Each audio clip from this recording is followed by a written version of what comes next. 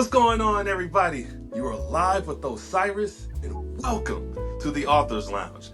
I feel I'm in such a great space right now because normally when I do these interviews or these episodes, I have guests on people whom I've never met, but we've talked, have a cordial agreement to do something together, or we just have a mutual respect for one another, and they agree to come on here to help out.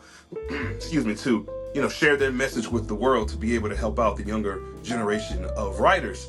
But this one is really, really, really special because the guest that I have today is someone who I met at the San Francisco Writers Conference in 2024. And she and her father approached me during what they call the Teen Summit. And she just locked eyes on me and she presented me with some material. Now, let me just kind of give a quick backstory before I give you the bio. That she had, I think, 10 chapters presented to me, and most children or most teenagers who were there had one chapter. So she had a stack of papers, well, digital, of course. So I read through as much as I could within the time that we had allotted, and I was hoping, like, I was fingers were crossing to say, I really hope that her father and her contact me. And the stars aligned, and here we are. So this is going to be a great ride, and let me go ahead and read off her bio. Keep in mind, she is 16 years old. I met her when she was 15.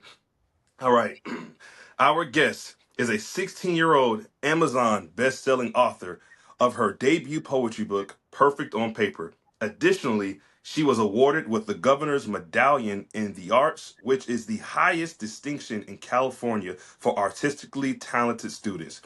Our guest has had her work featured in the Youth Takeover magazine, California State Summer School for the Arts Literary magazine, and the Persimmon.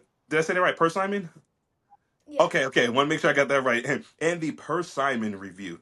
Furthermore, she is the leader of her high school's creative writing club program.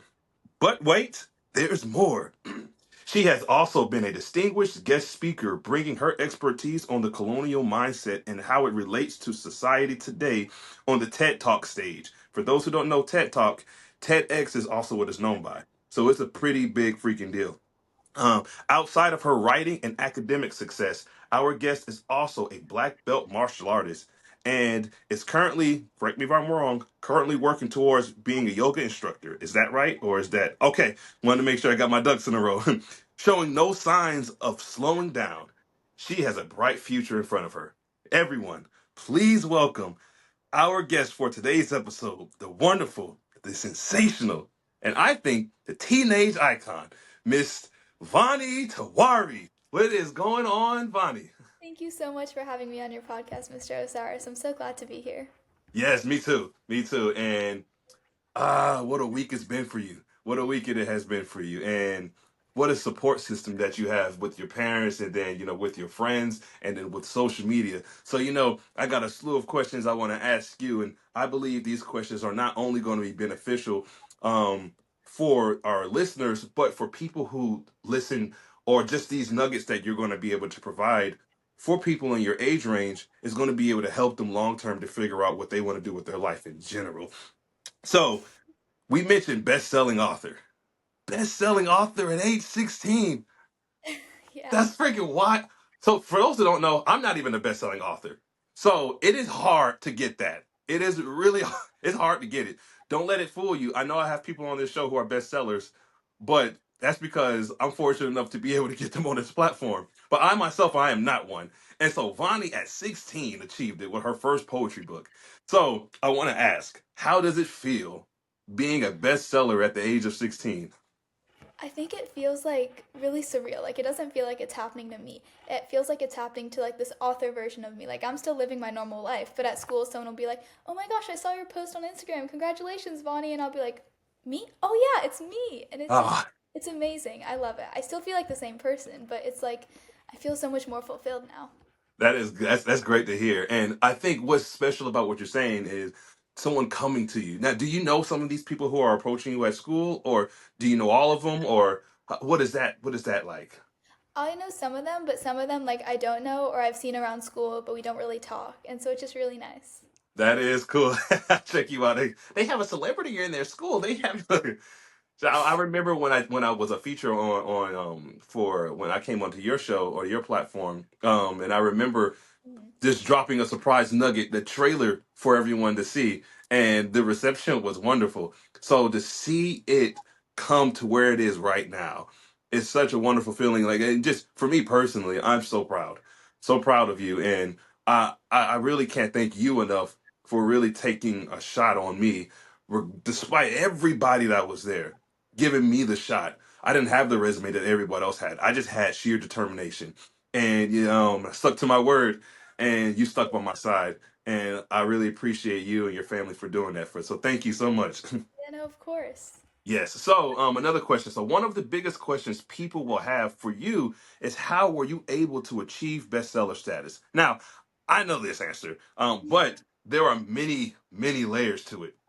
Please share what steps you took, or the steps in general that was taken on making this journey for you to become a bestseller reality, a bestseller, a reality. Sorry.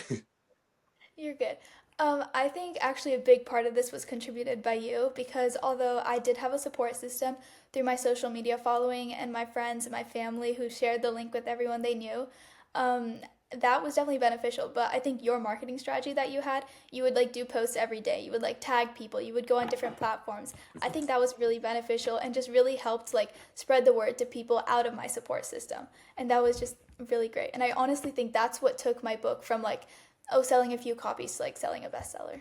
Yeah, like, and I was surprised too. Like, not surprised that you hit bestseller, but I was surprised that like my strategy worked. I'm like, because I had experimented with so, and thank you for the acknowledgement. I had experimented so much different ways. But with you, I decided you know what, I'm gonna treat this like it's a movie promotion versus it being a book promotion, and maybe that might help her get the word out. But I think a lot of things definitely goes to the to you for sure for being able to establish a platform that people feel safe to speak to you on. You reply back to your supporters a lot. You you present great material that's helpful for them as well, and you are genuinely a caring person and someone that people like, and so it is easy to support you. But I think what's even better is once they saw, oh, look at her face, oh, she actually has a kind face as well, she's a full package. Oh, heck yeah, let's go through. Because when I put your picture on and I spread the love everywhere, everybody was on board. They're like, let's support her. Let's just see how far we can take this. So if I seem excited, it's because I am. Just No, that's amazing. Thank you so much. of course, thank you too. So you're proving a point that you don't need to be a traditionally published author to find this kind of success. So, my question is, what has helped you obtain such success so early in your career?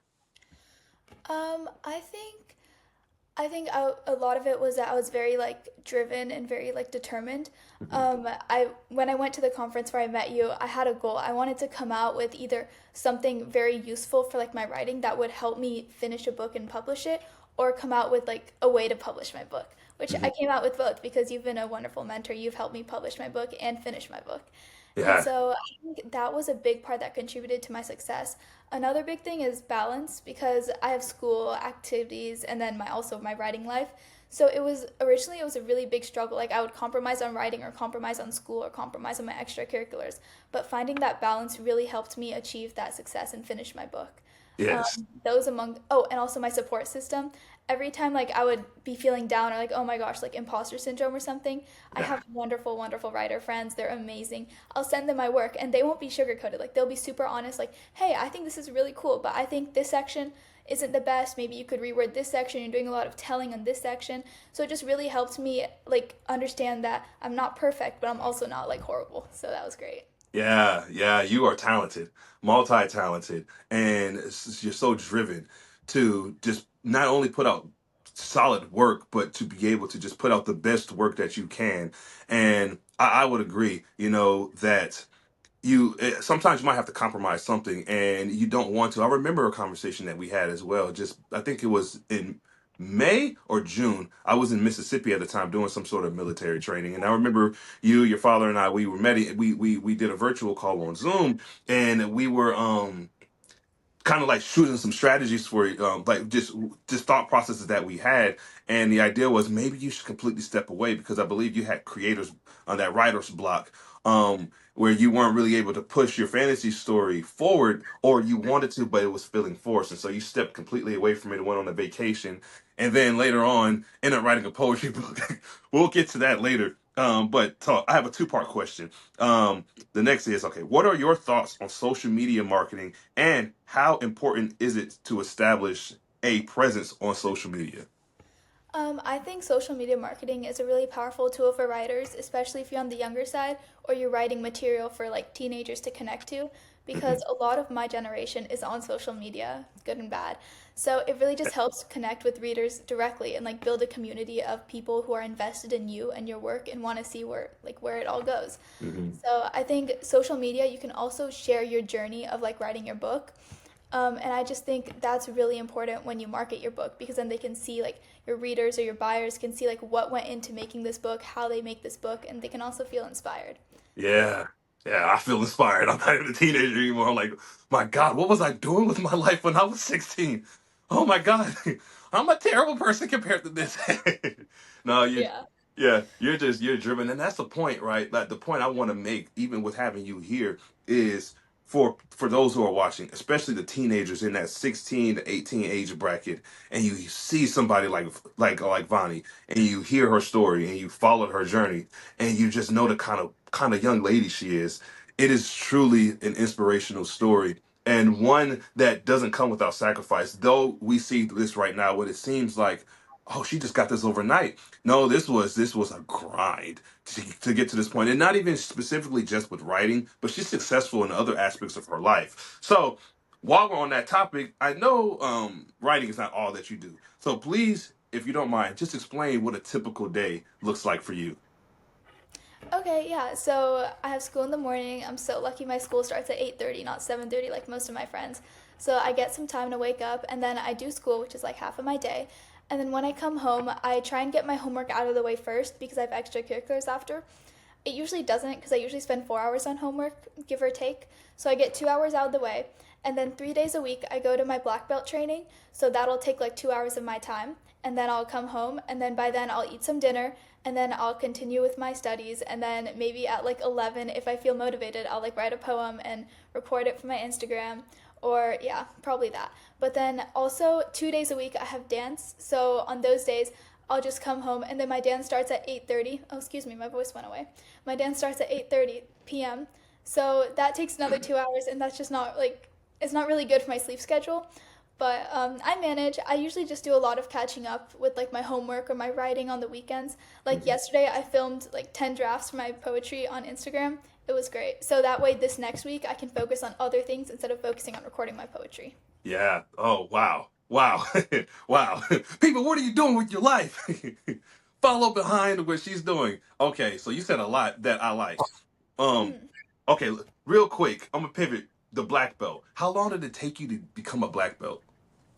So I did 4 years of training before I switched to Taekwondo. Like I did mixed martial arts, and I think that really helped me set a good, solid foundation for Taekwondo. So Mhm. when I went to Taekwondo, it only took me 2 years to like climb through the ranks and become a black belt, and then it took me another 2 years to become a second degree black belt, which I actually got last October. So that was really cool. Congratulations on that. So, people, I want you to know something that it takes a certain mindset to to want to be driven to be the best, and not being better than people, but being the best version of yourself. And very few people, this I think it's like a 0.1% of people who think in the way that she thinks, right? And it does take a special type of being to be able to feel so, to have such a belief in yourself that you can achieve these goals. That having a bestseller, being a second degree black belt, it's a mindset.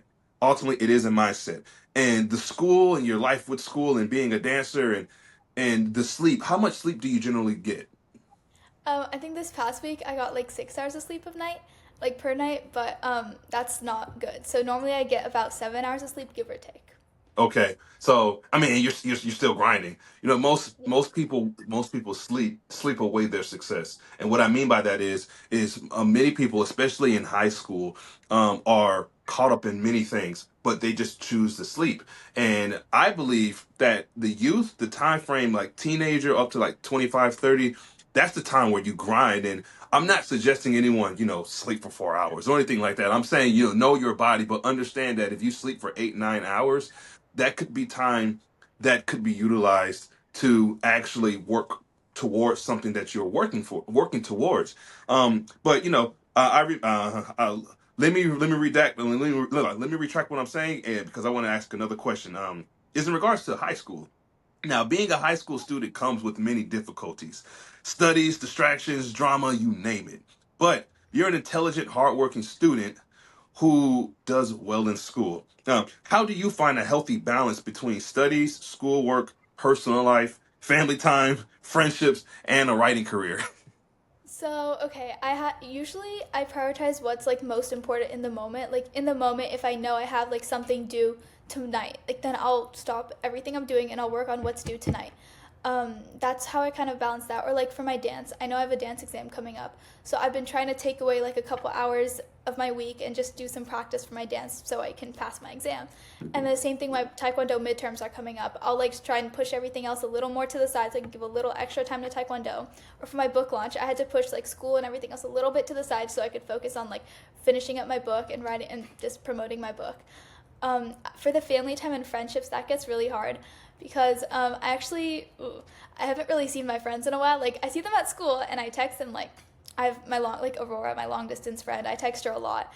And it's really good for me though because then that way I don't have to take time out of my day to go hang out with people like outside, which is a wonderful thing and I definitely want to get back to doing that. But me personally, I haven't really had the time for that in my life. But for family time, it's really great because my dad usually gets his work done like right next to me, and so we're just typing away at our computers together. So we're still in the presence of each other, but we're also still getting work done. And I Hmm. think it's really just important to know how to prioritize what's important in the moment. I love that. Prioritize. That's something that they teach heavily, even in the military, that people don't know. Come give me 1 second. Sorry. Okay. Sorry. Got a message that came through. Okay. Let me boost this up.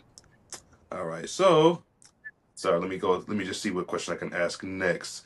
Pretty much what I was going to get at was that having your priorities in line is significant, and once you have those your priorities situated, then you're straight. You're good to go. Now, let's jump to. I'll ask you a few more questions before I let you go. Now, many parents crush their child or children's dreams out of fear or whatever the reasons are.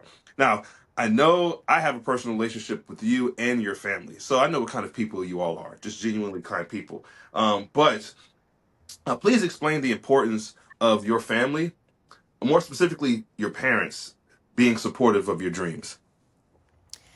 Oh, this is actually a really great question. So, my parents are immigrants, and they moved to America after they both got like their job license and everything.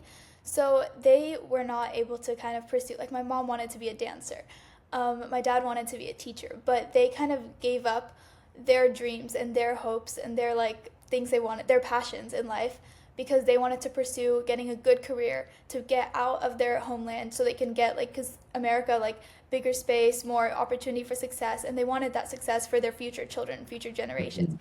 So they've sacrificed so much for me to be able to follow my dreams, and I just think that that's just so important because without their kind of support, like they sacrificed it so I wouldn't have to sacrifice it. I just think that's beautiful. And then my dad has also started to like help me approach writing as like a business, which I definitely would not have been able to do without him. Like he also got me into like all these summer camps that really helped me like hone my writing. Like I wouldn't even have thought to apply it to any of these without him. So I just think he's amazing. My mom's amazing. She doesn't make me do a lot of chores around house because she knows I'm a really busy person. I do try and help out as much as I can. But she's like, oh, and every time she's like, oh, no, no, no, Vani, go back to do whatever you do. I'm like, oh, that's so sweet of you, Mama. Thank you. And knowing that they support me just really gives me like the confidence to be able to take risks in my life. Excellent. Okay, so my follow up question to that, and thank you so much for answering that question. My next question is, let's see here. There's some good stuff. You are an ambitious person without question, and I knew you were a star the moment we met. What are some goals that you have in life right now? Right now, at this current moment, my goals in life are mainly like I want to keep writing for sure. I want to keep writing no matter what career path I take. Um, I do, my current goal, like immediate goal, is university in college. I want to get into a decent college. I want to get into a good college that I really want to go to in California because I can't be too far away from my family. Then after college, I want to go to med school and I would like to be a dermatologist if I can. And I think that would be wonderful because then I can write on the side too and I can like help people out. And I've always liked like skincare and so I just think it'll be great. Hmm. Yeah, you're driven, and your parents are medical as well, and I think just naturally, it would fall right in your lap. No, I won't say fall right in your lap as if it's handed to you, because none of it is handed to you. But what I mean is that you have examples from both parents to know that it's possible to be able to work towards it. Being in the medical field, specifically being a doctor, and being able to do writing as well. And so you'll never know where your career is going to take you. You can be one of those that's a doctor by day and then a free, oh, crazy successful author by night, which you're already on that path to doing. And so pretty much as long as you continue to keep going, at least in this regards, you are well on your way to having an illustrious career as a writer. That's not to detract from what else you're going to do with school. That's going to come naturally. Knowing your father and your mom, and knowing just their determination for you and your brother, and how they push you all towards being the best versions of yourself, you're going to have it both ways, you know. Yeah. So, speaking of writing, I know you were working on a fantasy book a long time ago, right? And you ended up working on a poetry book. Now you're a bestseller, and so now it's what's next. You can't just pause. You won't be able to convince me that you know what? No, I'm done. I'm going to still write, but I'm not going to write books. No, I know it's going to be a book. So what else are you? What's in the works now? So the past like 3 months, one of my friends Riley and I, we've been kind of writing a poem a day. We want to publish a poetry book together. We have like about 100 poems, give or take. So we're gonna like figure out a theme and we're gonna figure out like a format and like how like what we want our book to be about. We're hoping to get that published sometime this year, maybe like around summer. That would be Mhm. really cool. And then after that, I do want to finish my fantasy novel. I got re-inspired to write it actually this past Sacramento conference because I showed it to people and they were like they gave me feedback on it and it really motivated me to start writing it again. So I'm really excited for that. I did a chapter yesterday, I think. It's going really great. I don't know when that's going to come out though because I don't want to rush that. I want to take my time with that because that's Mhm. always been like my dream project. Yeah. So yeah. I think you did it right. I think you stepped away from the book at the right time to be able to then have another book published, get your feet wet, learn the style when it comes to how to market it. Because being a writer, that being a writer in itself is really easy for people who are writers. I think the tricky part is learning the business aspect of it. You had mentioned your dad had really introduced the business side of it, and that is true. There's very much a business side to it. It's almost like you want to split 50% towards writing and 50% towards the business of it, learning how to market and advertise and create different ads and promotions and if you are a book trailer person, like I thought a book trailer for your book would be perfect, and in a way, how we're going to do it. And so now you got to hire people and see how they can bring the vision to fruition. And none of that is a thought when you're writing, especially if you don't even know that that's a thing. Yeah. That being a business person within the book publishing business could be tricky, and but everything worked out for you as it should, and is well deserved. So I'll ask you a few more questions, and then I'll get out of your way. One, you had mentioned the fantasy genre, and I know you have a poetry book published. Are you in the belief? I was once told that it's a bad idea to write in more than one genre, that you need to stick to one. I don't agree with that thought, and it seems like just based off of you doing poetry and fiction and fantasy, well, fiction and fantasy, that your mindset isn't there. But what are your thoughts on sticking to one genre or being a multi-genre writer? Um, well, me personally, I don't think it's good to like restrict yourself to one thing because I don't think I'm not writing books so people can buy them. Obviously, like I would love that, and I think my words, like if they reach other people, that'd be really cool. But I'm writing for myself. Like I wrote a historical fiction novella, and a poetry book, and I'm working on a fantasy book. Like those are completely different things. Yeah. But because I'm not doing it to be like, oh, this is what my audience wants, let me write this for them. No, I'm writing this for me, and I'm writing what I want the world to hear. And if some of that's a poetry book, some of that's like historical fiction, like that just comes. And I think if you restrict yourself to one genre, you're not fully exploring what you could be or what you could do. So I don't think that's a good saying. That's a solid answer. That's a seasoned answer as well. It's like you've been doing this for a long time. Been doing this for a long time. Yeah. So I agree with you on that. You don't want to restrict yourself, and especially in the way that it is now. Like many people can do this on their own. And I know I mentioned earlier today, you were proving the point that you don't need to be traditionally published in order to find success. I think. Plus, the traditional publishing route is much longer. I think people who go that route are they they either don't know what the traditional publishing world is truly like, or they feel that they can go like, hey, they can get me more mainstream. But if you can make yourself more mainstream, then that's not necessary. But to give or take, everybody has their reasons, of course. So speaking of which, I have two more questions for you. Mhm. Because of your position, 16-year-old, high school, finding all of this success, what advice would you give other teenage writers or teenagers in general when it comes to just having a fulfilled life? Well, specifically for teenage writers, I would say it's really important, and I briefly touched on this before, but to write what you love, not what you think will sell. Because most often, when you try and write something you think you will sell, I've noticed this from like my friends, it doesn't really work out. But when you write something that you love, it ends up selling. I would say don't wait until you feel ready to do whatever this is. This could apply for writing or anything else. I was afraid. I was like, I'm not ready to write or yet or anything. But then I did. I started writing. I started trying to publish a book, and then I learned while I did it. And I started like my Instagram. I was so scared to start that. It's like I don't know how to be like an influencer. Like I don't know any of this stuff. But I did it, and then I was like, I learned a lot, and I think that was really cool. Another big thing. This is also like a life thing. Don't fear rejection. It's part of the process. And even if you get rejected, what is that? Like, is the world over? No, you can just do it again somewhere else. It does, like, rejection honestly helps you grow instead of pushes you back. And I think more people need to realize that.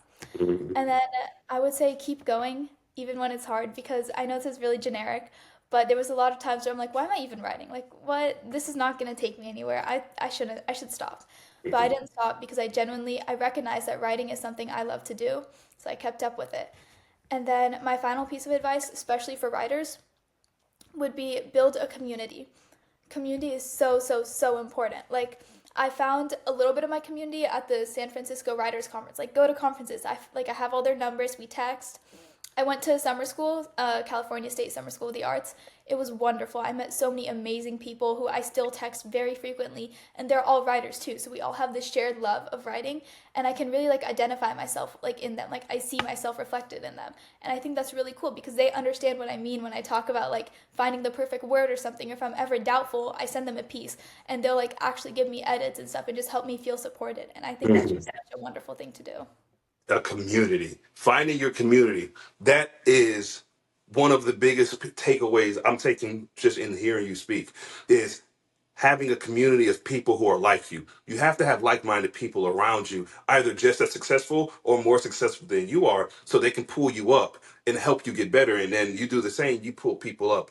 And everyone is a supportive, it's support all around. Everybody wants the best for everyone. And I think that's how, like, even in just like in this marketing strategy, for you, one thing that I was made readily apparent as I was pushing it out, this marketing plan, was how supportive people were. People who I don't even know was reposting the post about you to help get you to that level, and it's a genuine support. And I really, really deeply, deeply appreciate you saying the community, because you have to know, one, you have to find what your community is, whether that is being a writer or whatever the specifics community that you're looking for.